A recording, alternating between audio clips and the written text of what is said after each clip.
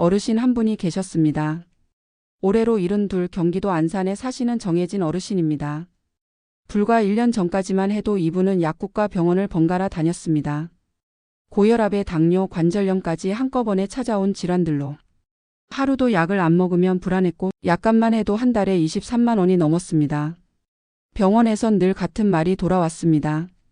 나이 드셨으니까 그러려니 하세요. 약은 평생 드셔야 합니다. 하지만 어느 날 정 어르신은 문득 생각하셨습니다. 정말 이렇게 약에만 의지하며 살아야 하는 걸까? 지금 내가 놓치고 있는 다른 선택지는 없을까? 그리고 그날 이후 그분의 일상은 완전히 바뀌었습니다. 이제 정 어르신은 약을 한 알도 드시지 않습니다. 정기 검진에서 혈압은 128, 공복 혈당은 96, 콜레스테롤도 정상. 무릎 통증도 덜해져 매일 산책을 즐기고 계시죠. 그분의 비결은 놀랍도록 단순했습니다. 이름하여 하루 루틴. 단 1분도 약을 먹지 않지만 매일 정해진 시간, 정해진 방법으로 몸과 마음을 돌보는 루틴 하나로 그분은 스스로를 약과 걱정에서 자유롭게 만든 것입니다. 이 이야기 여러분과 함께 나누고 싶습니다. 약 없이도 건강해질 수 있는, 누구나 따라 할 수 있는 정 어르신의 하루 루틴. 지금부터 이야기를 소개해 드리겠습니다.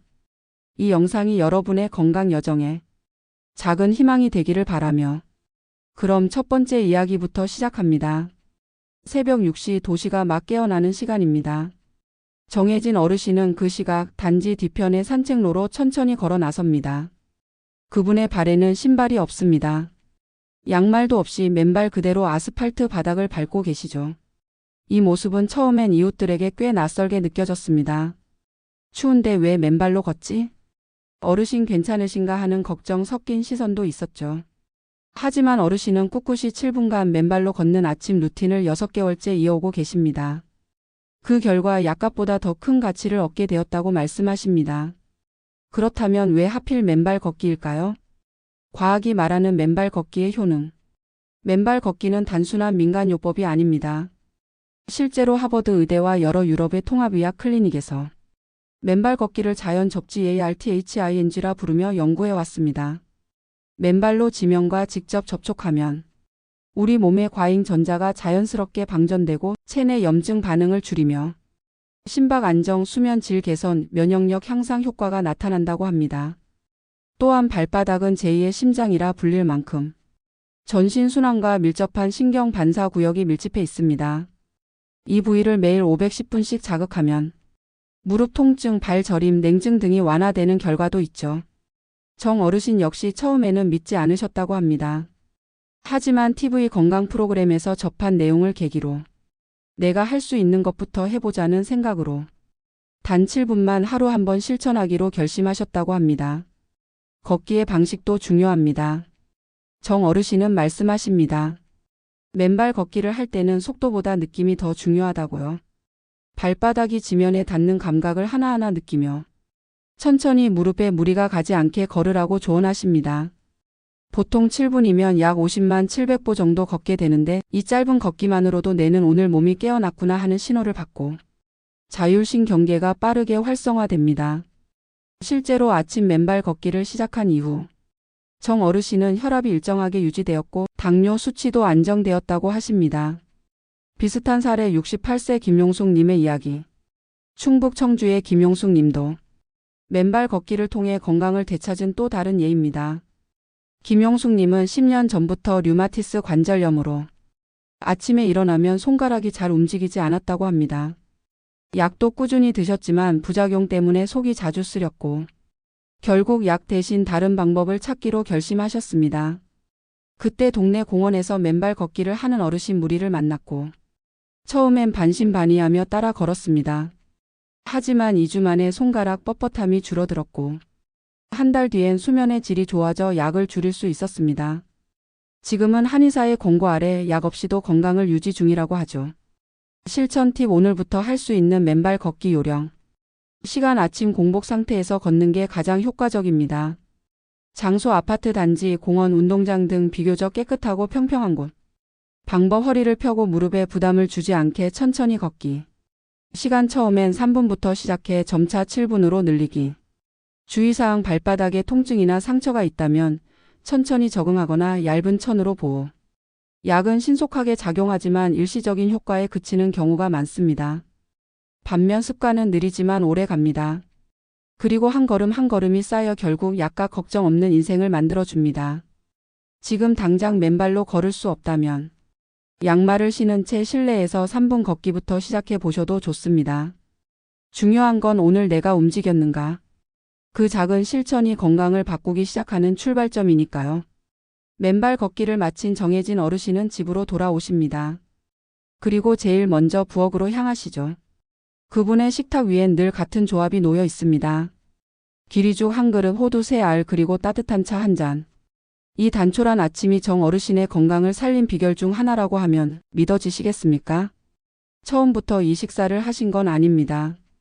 예전엔 매일 바쁘게 준비한 밥과 반찬에 우유에 식빵 하나 그렇게 허겁지겁 넘기시던 식사였죠. 그런데 어느 날 병원에서 뜻밖의 이야기를 들으셨답니다. 공복 혈당이 126, LDL 콜레스테롤도 기준 이상입니다. 약을 바꿔보죠. 이건 평생 드셔야 할 수 있어요. 그 순간 마음이 턱 하고 내려앉으셨답니다. 그래서 결심하셨죠. 약이 아니라 식탁을 바꿔보자고요. 정 어르신은 동네 보건소 건강교실에서 기리가 좋다는 얘기를 들으셨다고 합니다. 당뇨와 고혈압에 효과가 있다면서요. 기리죽 만드는 법도 알려줬는데 생각보다 간단했답니다. 기리 30지 정도를 밤새 불려두었다가 아침에 물 200ml 넣고 중약불에 끓이다가 약간 미지근해지면 믹서에 갈아 부드럽게 만들어 드신다고요. 처음엔 밍밍해서 입맛에 안 맞았지만 일주일쯤 지나자 속이 편해지는 게 느껴졌답니다. 그리고 바로 그 옆에는 항상 호두 3알이 놓여 있죠. 왜 하필 호두 3알이냐고 물어봤더니 어르신은 이렇게 말씀하셨습니다. 나이 먹고 기억력이 예전 같지 않잖아요. 이게 뇌에 좋다 하길래 잊지 않으려고 3알씩 딱 정해놨어요. 호두는 밤새 물에 불려두었다가 껍질을 벗기고 꼭꼭 오래 씹어 드십니다. 많이 먹을 필요 없어요.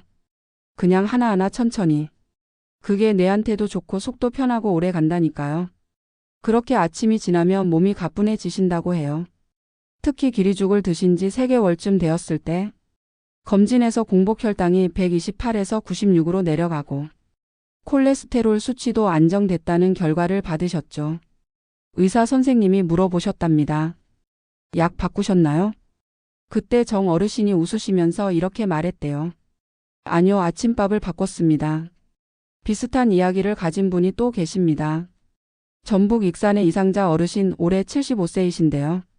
당화 혈색소 수치가 8.1%로 의사도 걱정할 만큼 높았던 분이었습니다. 딸이 보내준 기리죽 레시피와 호두를 식단에 넣은 후 3개월 만에 수치가 6.8%까지 떨어졌고 이젠 아침밥이 약값보다 고맙다고 말씀하신답니다. 여기서 중요한 건 이 식단이 누구나 할 수 있다는 점입니다. 기리는 마트에서 쉽게 구할 수 있고 가격도 부담되지 않습니다. 호두도 하루 3알 정도면 충분하니 치과 치료 중인 분도 물에 불려 부드럽게 드시면 되죠. 정 어르신은 늘 말씀하십니다. 약이 아니라 습관을 매일 삼키는 거예요. 그게 쌓이면 약값은 자연히 줄고 건강은 저절로 따라오더라고요. 혹시 지금도 아침을 건너뛰고 계신가요? 또는 대충 빵 하나로 끼니를 때우고 계신다면 오늘부터 정 어르신처럼 아침 식탁을 달리 차려보는 건 어떨까요? 기리죽 한 그릇과 호두 3알.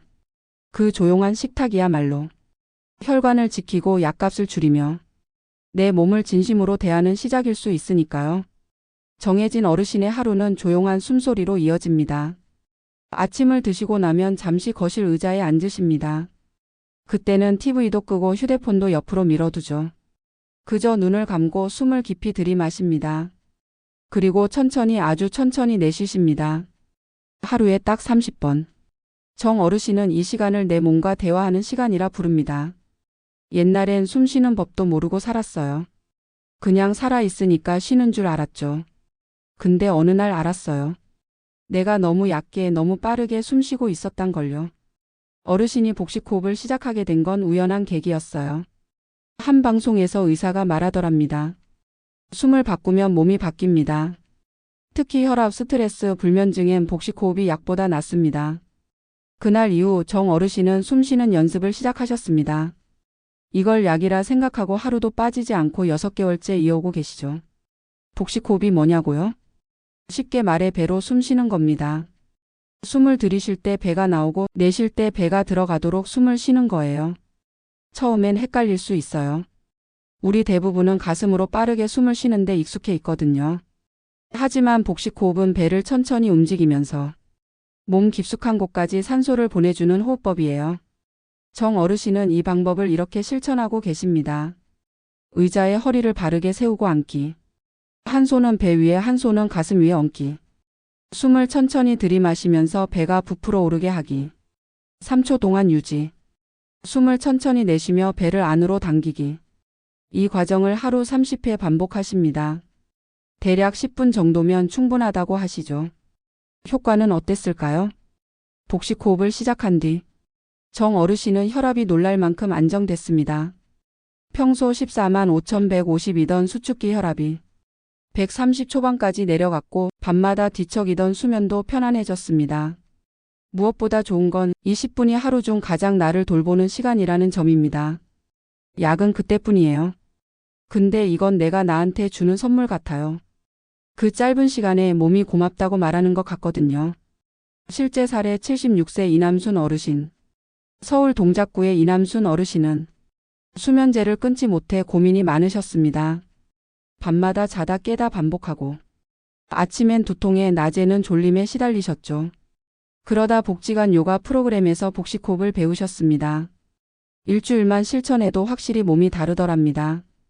특히 밤 9시에 10분 복식호흡을 하면 자다가 한 번도 안 깨고 아침까지 잘 수 있었다고요. 지금은 수면제를 완전히 끊고 매일 밤 복식호흡으로 하루를 마무리하고 계십니다. 여러분도 지금 당장 할 수 있습니다.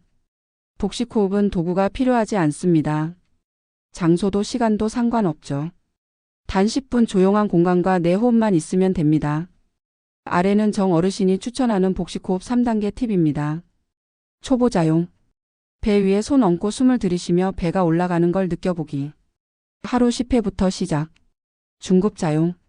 숨을 4초간 들이쉬고 3초간 유지 6초간 내쉬기. 하루 20회 반복. 고급자용. 눈을 감고 소리에 집중하며 명상처럼 호흡하기. 하루 30회 이상. 호흡은 우리가 하루에도 수천 번 하는 동작이지만 그중 단 한 번이라도 의식하고 해보신 적 있으신가요? 정 어르신은 그 단 한 번의 호흡을 바꾸면서 약 대신 고요한 숨 한 줄로 건강을 되찾았습니다. 여러분도 지금 이 순간 한번 배에 손을 얹고 천천히 숨을 들이쉬고 내쉬어 보세요.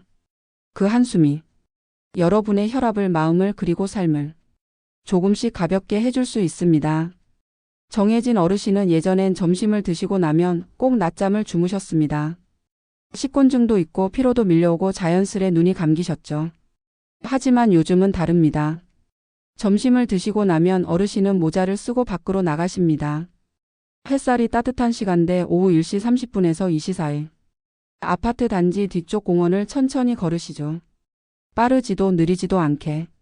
천천히 숨을 고르며 걷는 이 루틴이 어르신의 오후를 바꿔놓았습니다. 옛날엔 점심 먹고 나면 졸리고 소파에 눕기만 하면 금세 잠이 들었어요. 근데 자고 나면 머리가 더 무겁고 오히려 저녁에 잠이 안 오더라고요. 그런 날이 반복되자 어르신은 어느 날 문득 생각하셨답니다. 대신 걸어볼까? 잠이 올 때 걷자. 몸을 움직이면 달라질지도 몰라. 그날부터 어르신의 오후는 바뀌었습니다. 낮잠보다 나은 걷기의 과학. 사실 어르신의 선택은 과학적으로도 아주 적절했습니다. 낮잠은 피로 해소엔 도움이 되지만 30분 이상 자면 오히려 수면 관성 때문에 머리가 멍하고 혈압도 오르며 밤잠에까지 영향을 줄 수 있습니다.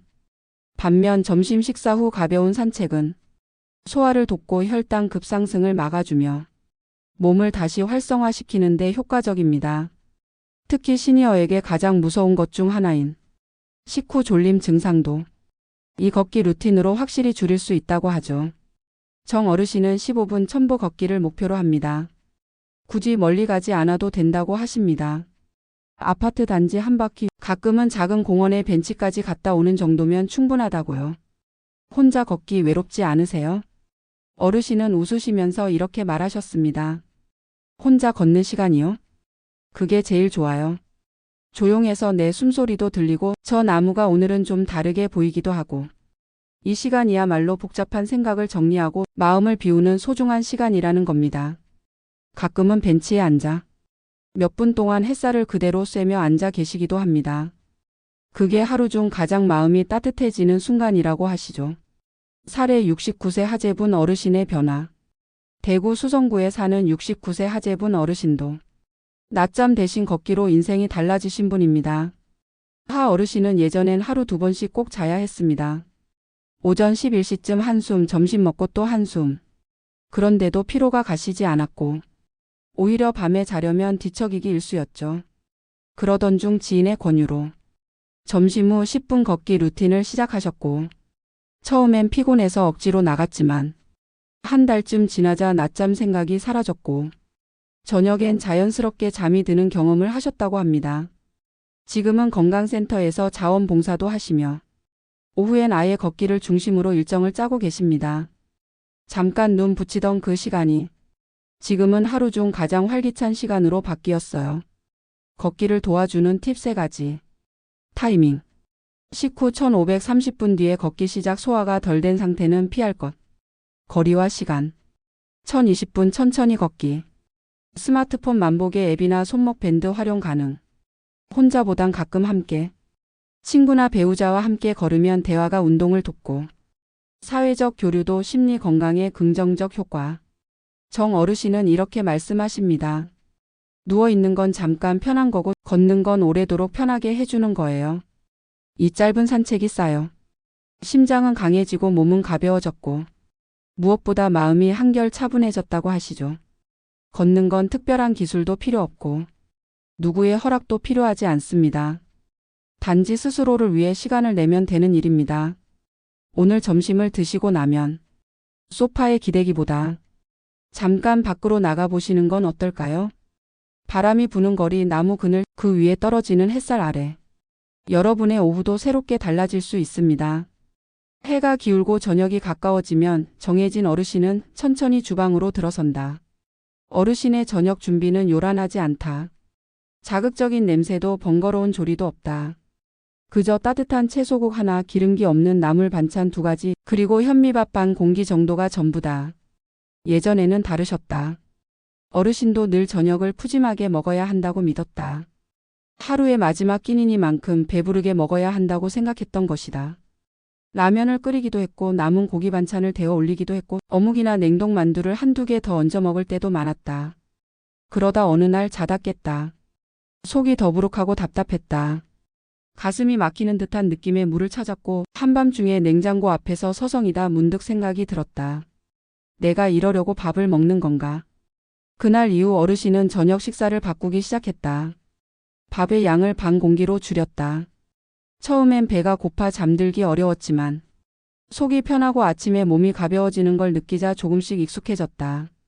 국은 짜지 않게 채소만 넣어 맑게 끓였다. 된장보다는 소금 간을 채소로 줄이고 양념이 거의 없는 나물 반찬을 들기름에 볶아 곁들였다. 가끔 구운 두부나 생선, 작은 토막 하나면 충분했다. 간을 줄이자 처음엔 밍밍했다. 하지만 몇 주 지나고 나니 오히려 그런 음식이 더 자연스럽게 다가왔다. 입은 점점 자극에 둔해지고 대신 본연의 맛을 알아보게 되었다. 무엇보다 아침이 달라졌다. 예전에는 공복 혈당이 120을 넘기는 일이 많았지만 저녁 식사를 바꾸고 나서부터는 98, 100 정도로 내려갔다. 잠도 깊어졌다. 밤새 깨지 않고 푹 자는 날이 늘었다. 어르신은 말씀하신다. 먹고 나서 몸이 편해야 진짜 밥이다. 배를 불리는 게 아니라 몸을 쉬게 하는 밥을 먹어야 한다. 식사를 마치면 곧바로 눕지 않는다. 거실 창가에 앉아 음악을 들으며 가만히 하루를 돌아보는 시간을 갖는다. 그 시간에 몸이 정리되고 마음도 평온해진다. 비슷한 경험을 한 사람이 있다. 서울 은평구에 사는 74세 고영숙 어르신. 그분도 늘 저녁을 제일 푸짐하게 드셨다. 그러다 밤마다 다리가 붓고 속이 더부룩해지는 걸 느꼈고 급기야 응급실에 간 날도 있었다. 그 일을 계기로 저녁 식단을 바꾸기 시작하셨다. 밥을 줄이고 나물 중심으로 바꿨다. 국물은 염분을 줄였고 단백질은 두부와 생선으로 대체했다. 그 변화는 곧 몸에 나타났다. 체중이 3kg 빠지고 복부의 부종이 줄었고 혈압 수치도 안정돼 복용 중이던 약이 절반으로 줄었다. 고 어르신은 말한다. 밥상 하나 바꿨을 뿐인데 몸이 이렇게 달라지다니 이제야 내가 내 몸을 이해하게 됐다. 정혜진 어르신도 비슷한 말씀을 하신다. 예전엔 저녁을 든든하게 먹어야 편한 줄 알았다. 그런데 지금은 덜 먹는 게 더 편하다는 걸 알게 됐다. 혹시 지금도 저녁을 가장 많이 드시고 계신가요? 혹시 밤마다 속이 더부룩하고 잠들기 힘들진 않으신가요? 오늘부터 저녁 한 끼를 돌아보면 어떨까요? 이 음식이 내 몸을 편하게 해주는가? 아니면 더 무겁게 하는가? 그 작은 질문이 내일 아침을 더 가볍게 만들고 약 없이도 살아갈 수 있는 하루의 시작이 될지 모릅니다. 하루의 끝. 정혜진 어르신은 조용히 안방 탁자 앞에 앉는다. 불은 어둡게 손엔 낡은 노트 한 권과 펜 하나. 어르신은 눈을 감고 한참을 가만히 있다가 천천히 펜을 들어 오늘의 마지막 문장을 적는다. 오늘도 아침에 눈을 떴다. 걷는 동안 햇살이 포근했다. 밥상이 심심했지만 속은 편했다. 이런 하루를 살아서 감사하다. 그렇게 한 줄 두 줄. 정혜진 어르신은 벌써 1년째 매일 밤 감사의 글을 쓰고 있다. 처음 시작은 단순한 마음에서였다.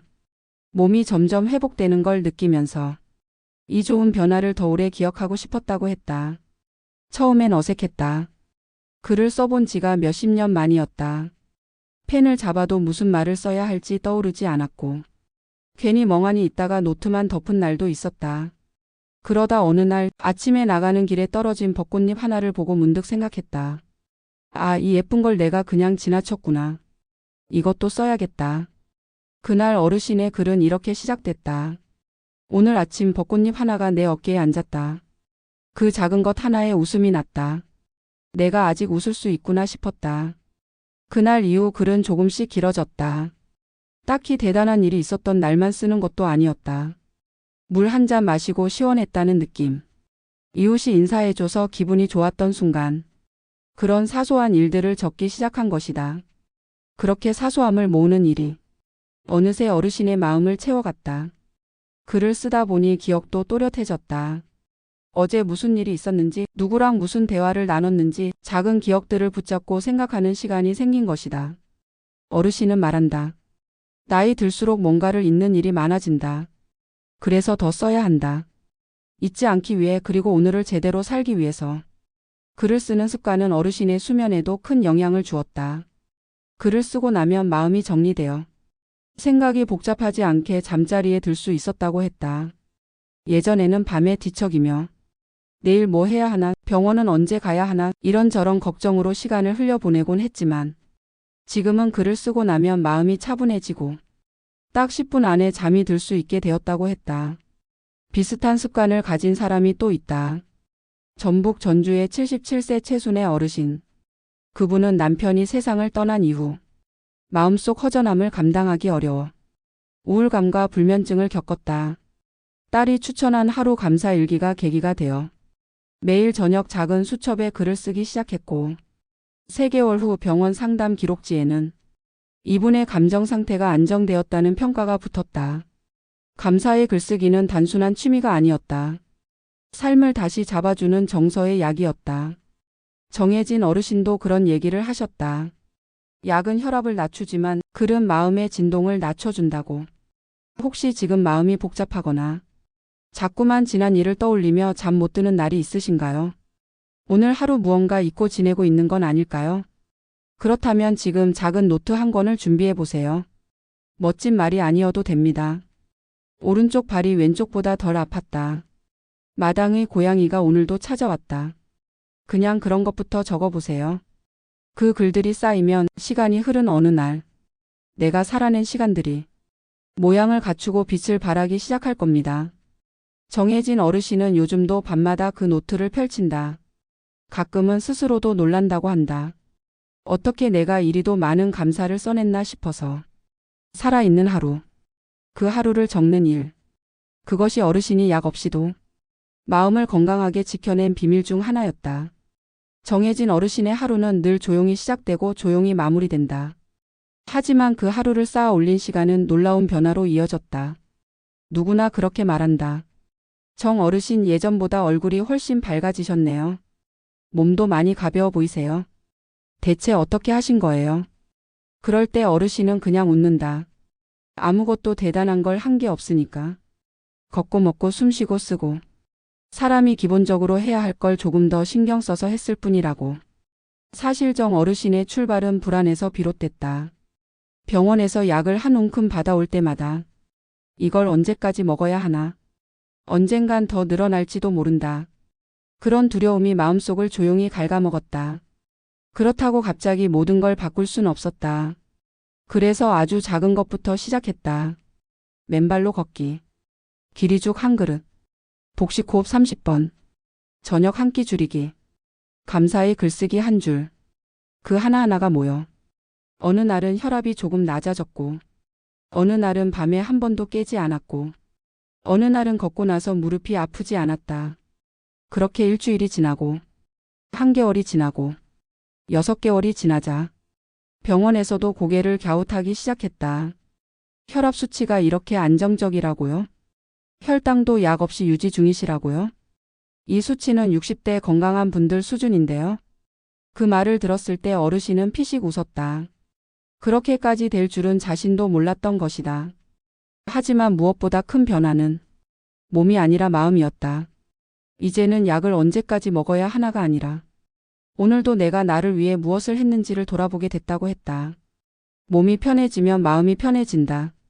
그리고 마음이 편해지면 삶이 달라진다. 그 순서를 어르신은 자기 몸으로 배웠다. 이젠 아파트 단지를 돌다 보면 같은 또래 어르신들이 말을 건넨다. 비결 좀 알려줘요. 나도 혈압약 끊고 싶어요. 그때마다 어르신은 어렵지 않게 대답한다.